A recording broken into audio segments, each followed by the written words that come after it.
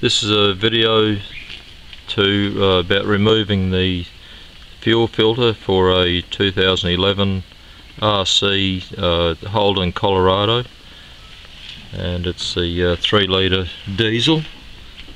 We're in Australia, so it's the right hand drive, but I think it's fairly universal that the filter itself is under the passenger side. That's it there. That's a filter canister or assembly. Now all you have to do to remove it is there's your water trap tap here, and you just turn that in the normal way. I'm sorry, we did this yesterday, so I'm not going to pull it all apart again, but it's quite straightforward. There's your the hose, that there, and the electric and the wire is the only thing are the only things that you had to take off. That's the, so I'll try and get you a decent picture here.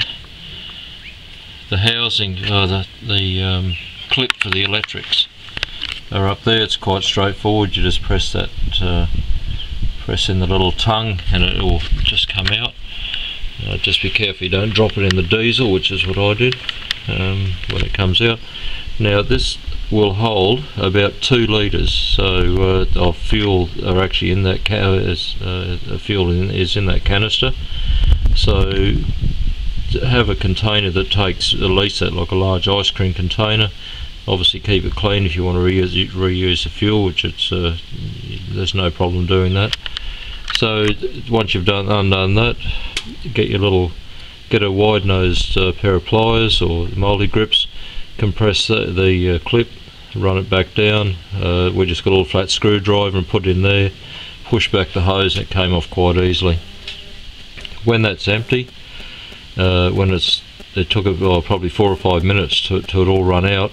Now the black section here, just above the white plastic bit there, I didn't mess around with that. Some people, I believe, do take it out, but I wasn't going to play with it. This one here is actually got designed like a large nut, so we just got adjustable pliers or a small pair of Stilson pliers to undo that. You just turn it in the more to the left to undo, just the normal way. It's not any tricky thread, and this whole bottom section comes off. It's a tight fit to begin with, as it should be, and this whole bottom section here up to where my finger is comes off, and in that direction here, like that.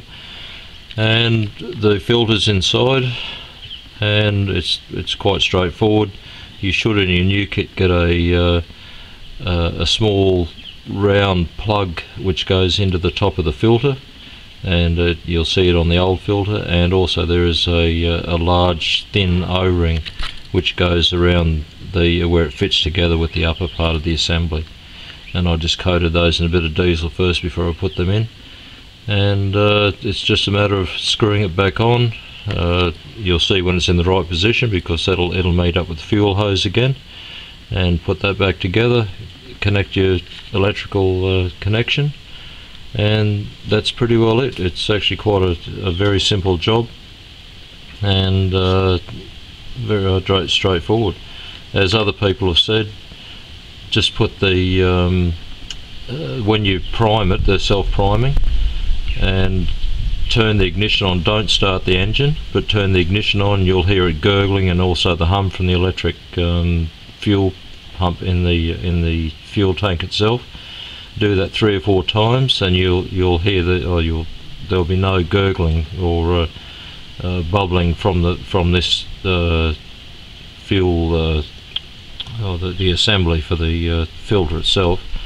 And then when that's stopped, you can just fire the car up, and that's pretty well it. But I think 3 or 4 goes should be sufficient, or 3 or 4 times, to just have it on the ignition and then turn it off again.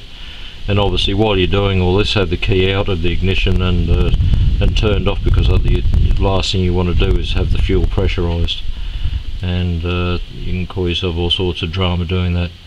But anyway, the important thing is, as I said, have a large container that will contain the roughly 2 litres of diesel, because otherwise you're going to end up with a fair mess all over the floor everywhere. Alright, good luck.